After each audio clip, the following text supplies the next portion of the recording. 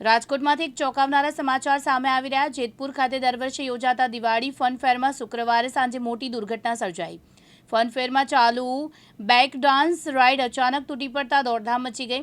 આ દુર્ઘટનામાં એક દંપતીને ગંભીર ઈજા પહોંચી છે, જેને તાત્કાલિક સારવાર માટે હોસ્પિટલ ખસેડવામાં આવ્યા છે।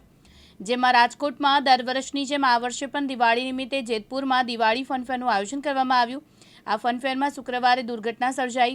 લોકો મેળામાં અને રાઇડ્સની મજા માણી રહ્યા હતા। એકાએક ચાલુ બેક ડાન્સ રાઇડ તૂટી પડી। આ દુર્ઘટનામાં ધવલ મંડલી અને તેમના પત્ની ગાયત્રી મંડલી ગંભીર રીતે ઈજાગ્રસ્ત થયા છે, જેમને સારવાર અર્થે હોસ્પિટલ ખસેડવામાં આવ્યા છે।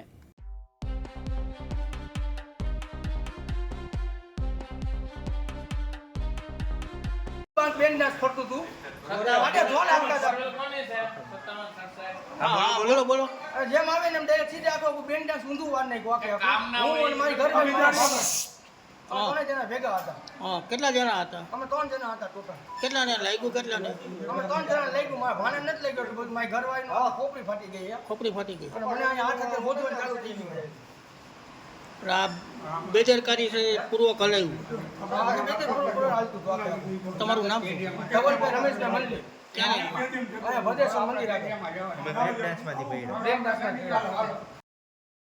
આશીષ પાટડિયા, દિવ્યાંગ ન્યૂઝ, જેતપુર, રાજકોટ।